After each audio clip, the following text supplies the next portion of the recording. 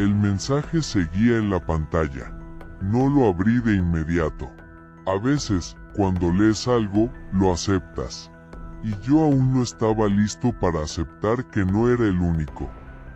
La casa volvió a crujir, pero esta vez no fue al azar. Fue una secuencia.